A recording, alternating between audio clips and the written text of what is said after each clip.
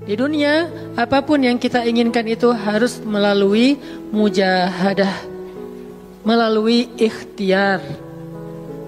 Bahkan ketika kita ingin menjadi orang yang sekedar tidur-tiduran pun, Allah Subhanahu wa ta'ala mentakdirkan tidur pun lelah. Tidur aja capek, duduk capek. Ada orang yang duduknya capek akhirnya dia berdiri. Ya, ada orang yang capek berdiri akhirnya pengen duduk. Kapan duduknya capek pengen berdiri? Salah satu yang sering saya alamin itu kalau lagi naik pesawat. Apalagi pesawat penerbangan 9 jam, 10 jam, itu pasti capek banget duduknya tuh. Sehingga kita menginginkan seandainya ada uang, kita pengen duduk di kelas bisnis. Tapi karena nggak mampu membeli tiket yang 3 kali lipat lebih mahal di kelas bisnis, ya nggak apa-apa lah di kelas yang biasa ekonomi. Tapi ketika lelah, 4 jam, 5 jam, pesawat berjalan, itu udah luar biasa lelahnya, akhirnya berdiri mondar-mandir di antara lorong pesawat. Artinya duduk aja capek. Nggak ngapa-ngapain, suruh duduk doang. Nggak seperti orang dulu yang berangkat haji atau umroh, naik kapal, lewat darat, pas sampai di laut naik kapal dengan ontanya, dengan kudanya. Orang dulu mencari ilmu itu dengan mujahadah yang luar biasa. Dengan naik onta berminggu-minggu, ini naik pesawat cuma 9 jam, capek. Yang nggak ada guncangan, biasanya guncangannya cuma pas di awal sama pas mau landing doang. Di atas udah jarang ada guncangan karena dengan ketinggian tertentu dan pesawatnya besar. Tapi itu juga capek. Naik kereta coba, dari Jawa ke Bandung misalnya. Sebutlah dari Semarang, dari Malang, dari Surabaya naik kereta 10 jam. Itu aja capek. Nggak usah jauh-jauh, Bandung Jakarta aja 3,5 jam. Itu pun capek. Atau kita naik mobil, nggak perlu nyetir, pakai online, duduk aja di belakang atau di sebelahnya si driver. Perjalanan setengah jam dari tempat kerja kita ke rumah atau dari rumah ke tempat kerja, ke kampus, ke sekolah gitu. Itu aja capek. Artinya dunia itu emang kayak gitu tabiatnya teman-teman. Tabiat dari dunia itu adalah lelah. Sehingga kalau ada orang yang menghindari capek dengan tidak ngapa-ngapain, itu hal yang agak klise dan naif. Bagaimana dia bisa menghindari lelah? Bagaimana dia bisa menghindari ta'ab? Bagaimana dia bisa menghindari bosan? Bagaimana dia bisa menghindari dalam keadaan susah payah? Sedangkan dia masih berada di sebuah tempat, bumi, dunia yang tabiatnya memang tempat bersusah payah dan lelah. Satu-satunya cara menghindari lelah yang tidak perlu lagi bersusah payah itu hanyalah masuk surga. Tetapi kan itu tidak terjadi sekarang. Kita harus meninggal dulu dan kita belum mau. Ada yang mau meninggal masuk surga sekarang? Kalau dijamin sih insya Allah ya. Masalahnya nggak ada jaminan. Kalau para sahabat enak, mereka dapat jaminan. Surga Bilal, sebelum Bilal meninggal, Rasulullah udah bilang, bima sabaktani ilal jannah ya Bilal. Dengan apa kamu mendahului aku ke surga wahai Bilal? Dengan wudu dan sholat syukur wudu. Begitu juga nanti ada sahabat lain yang dijamin masuk surga bighairi hisab wala azab. Salah satunya adalah Ukasyah. Kalau kita tidak ada jaminan apapun di akhirat kecuali berikhtiar dan bermujahadah untuk bisa mendapatkan kebaikan sebanyak mungkin di sisi Allah. Sehingga alangkah naifnya seseorang yang menghindar dari ta'ab wal ham wal gham. Dia berusaha menghindar dari lelah, menghindar dari susah payahnya kehidupan, menghindar dari beban-beban hidup. Itu nggak bisa dilakukan karena kita masih berada di dunia. Yang perlu kita sekarang coba pilih adalah kita mau lelah untuk hal yang sia-sia? Apakah kita mau lelah untuk hanya bersenda gurau? Apakah kita mau lelah hanya untuk hal yang tidak ngapa-ngapain? Atau justru lelah kita itu untuk sesuatu yang mudah-mudahan beribadah kepada Allah? Makanya disebut dengan lelahnya menjadi lillah. Karena dua-duanya lelah. Ada orang yang pergi ke masjid lelah, capek pergi ke masjid. Tapi ada juga orang yang berbuat dosa, itu juga lelah. Memangnya kalau kita beribadah lelah terus berbuat dosa nggak lelah? Banyak orang yang berbuat dosa lelah dan kita pernah merasakan kehidupan seperti itu. Sehari, 2 hari, sebulan, setahun, 2 tahun, sampai kita benar-benar merasakan lelah banget dengan dosa. Di malam hari berbuat dosa, lelah, akhirnya tidur sepanjang siang. Di siang hari berbuat dosa, lelah, akhirnya tidur sepanjang malam. Lelah sama lelahnya. Antara orang yang beribadah dengan orang yang bermaksiat itu sama lelahnya. Bedanya apa? Yang satu, lelahnya akan diganjar, dibalas oleh Allah dengan kebaikan dunia dan akhirat. Yang satu lagi, lelahnya hanya akan disudahi dengan penyesalan. Sama-sama lelah.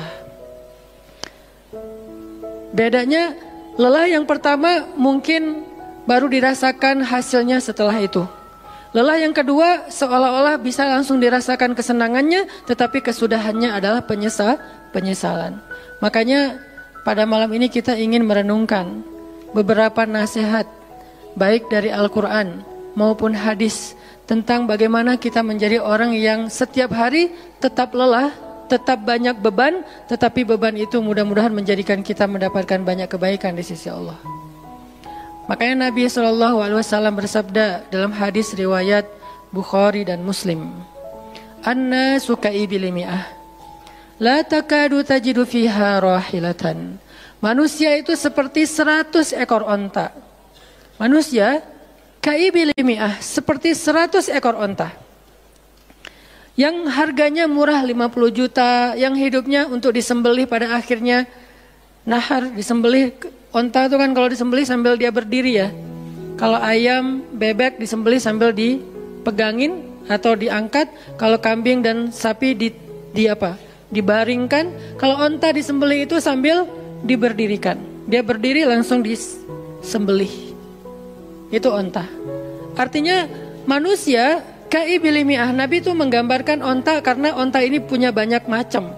Mungkin di Arab nggak ada ayam yang bermacam-macam. Akhirnya pakai bahasanya onta. Kalau di kita mungkin ada ayam potong, ada ayam kampung, dan segala macam. Ada ayam jago. Kalau bebek ada mentok, ada apa? Bebek yang biasa.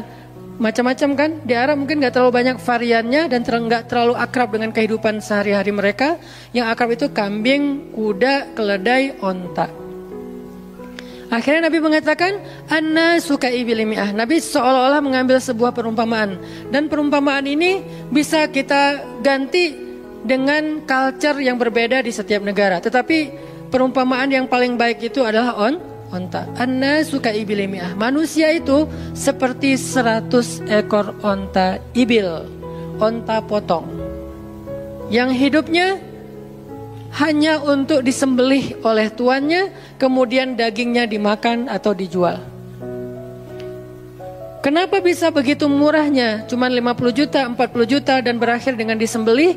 Karena onta ini hidupnya tidak istimewa. Dia hidup hanya untuk makan, minum, tidur, dan berkembang biak. Cuman itu misi dari kehidupan dia. Makan, minum, tidur, berkembang biak. Udah itu doang. Setiap hari kerjanya makan aja. Lihat hewan ternak ngapain? Merumput aja setiap hari. Nggak ada hewan ternak yang tiba-tiba dia lagi ngapain? Lagi sholat? Nggak ada. Hewan ternak misalnya lagi ngebantuin tetangga? Nggak ada. Hewan ternak lagi menjenguk yang sakit? Nggak ada. Hewan ternak yang lagi menyelesaikan hajat saudaranya? Hewan ternak yang lagi dengerin curhat? Nggak ada.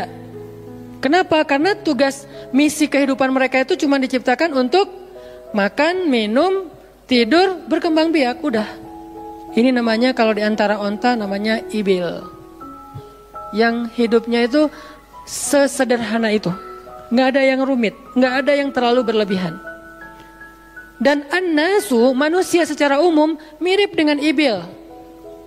An-nasu ka'ibili mi'ah. Jadi kalau kita bandingkan dari 100 orang itu hampir semuanya seperti ibil. Misi hidupnya itu hanya untuk dirinya. Gimana caranya biar bisa makan, gimana caranya biar bisa istirahat dengan nyenyak tidur, gimana caranya biar punya keluarga, berkembang biak, punya keturunan, dan kemudian dengan keluarganya dia punya family time. Kapan liburan, makan di rumah, jalan segala macam. Cuman itu misi dari kehidupannya. Sehingga Nabi menyebut mereka yang misi kehidupannya hanya dirinya dan keluarganya, kaibili mi'ah, seperti 100 ekor onta. Kurang istimewa. Orang yang hidupnya hanya untuk dirinya dan keluarganya itu kurang istimewa. Sehingga disebut dengan ibili mi'ah. 100 ekor onta. Tapi nggak hina, tidak rendah, tidak mungkin melenceng, sesat segala macam, enggak. Dia tetap tidak haram, tidak najis. Nabi tidak mengumpamakan manusia seperti seekor anjing, seperti seekor babi, enggak. Karena itu najis, haram dan seterusnya. Onta, makhluk yang hewan yang baik, cuman tidak istimewa. Di sini tidak ada judgement. Nabi itu orang yang nggak suka menjudge. Nabi nggak mengatakan manusia ini semuanya misalnya dengan kalimat celaan, keledai, enggak. Manusia ini misalnya hewan yang najis, enggak. Nabi mengatakan an-nasu ka'ibili mi'ah, manusia itu seperti 100 ekor onta. La takadu tajidu fiha rahilatan. Hampir-hampir di dalam 100 ekor onta itu kamu nggak mendapati satu pun onta yang dikenal dengan nama rohilatan. Rohilah itu dari kata rihlah. Rihlah itu udah jadi bahasa Indonesia, rihlah. Kemudian di Inggris-Inggriskan jadi traveling, trip, segala macam. Rohilah dari kata rihlah. Apa itu rohilah? Onta yang bertugas untuk membawa beban tuannya dalam perjalanan panjang, baik itu berdagang maupun berperang. Dia punya misi lain selain makan, minum, berkembang biak terus dipotong. Enggak, misinya lebih keren. Apa? Membawa beban. Membawa beban tuannya. Itulah rohilah. Sehingga punggungnya adalah punggung yang berkah, karena di atas punggung itu ditaruhkan beban terus menerus oleh tuannya. Berangkat bebannya apa, pulangnya beban apa. Karena orang dulu kalau berangkat berniaga, berdagang ke luar negeri, itu tuh bukan berangkat bawa beban, pulang nggak bawa apa-apa karena udah diuangkan, nggak. Mereka barter konsep perdagangannya. Kalau berangkatnya bawa kain, pulangnya nanti bawa karpet. Berangkatnya bawa gandum, pulangnya nanti bawa sutra misalnya. Tetap aja ada beban, karena mereka berangkat jual misalnya ke Syam, dari Mekah ke Damaskus. Nanti pulangnya dari Damaskus ke Mekah, bawa lagi barang-barang Damaskus yang bisa dijual di Mekah. Pas berangkat bawa barang Mekah yang bisa dijual di Damaskus, pas pulang membawa barang Damaskus yang bisa dijual di Mekah. Li'ilafi Quraisy إلافهم رحلة الشتاء والصيف. Rihlah syita'i wassaif. Mereka melakukan rihlah pada musim dingin dan musim panas. Itulah ilafu Quraisy, kebiasaan orang-orang Quraisy. Ilafu Quraisy, kebiasaan tradisi orang Quraisy. Apa tradisinya? Berdagang di musim dingin dan di musim panas. Barang dagangannya beda-beda. Kalau musim dingin yang dibawa itu bahan-bahan jaket, bahan-bahan untuk menghangatkan tubuh, bahan-bahan yang kalaupun dia bawa makanan yang biasa dimakan di musim dingin yang menghangatkan tubuh. Kayak misalnya jenis bubur di Arab itu ada namanya adas, dan itu disebutkan di dalam Al-Quran di Al-Baqarah. Wa adasiha wa basaliha, ada adas, ada bawang. Adas itu salah satu makanan kesukaan orang Arab di musim dingin. Karena kalau makan adas kayak bubur gitu, dia badannya menjadi hangat. Jadi kayak menghangatkan tubuh gitu. Artinya syita'i was-saif, di musim dingin dan di musim panas, dua-duanya ada barang yang didagangkan. Dan itu adalah ilafu Quraisy, kebiasaan tradisi orang-orang Quraisy. Rihlah. Siapa yang akan dibawa rihlah? Apa yang akan membawa barang dagangan mereka ketika rihlah? Namanya onta rohilah. Onta yang mengangkut beban barang tuannya. Rohilatan. Sehingga onta ini adalah onta yang lebih kuat fisiknya. Onta ini onta yang lebih tangguh perjalanan walaupun mengalami badai. Onta ini onta yang lebih kuat ingatannya sehingga dia menghafal jalan yang dilaluinya. Walaupun terjadi badai dia nggak tersesat. Jarang onta rohilah tersesat. Biasanya yang tersesat itu ibil. Ibil kalau ditaruh di tengah padang pasir, terjadi badai, terus bekas jalannya ketutup dengan pasir, dia bingung. Itu ibil. Sehingga kalau kita baca cerita-cerita tentang orang yang tersesat di padang pasir, rata-rata istilahnya kalau nggak jamal ya ibil. Kalaupun ada onta rohilah yang tersesat, berarti badainya parah banget.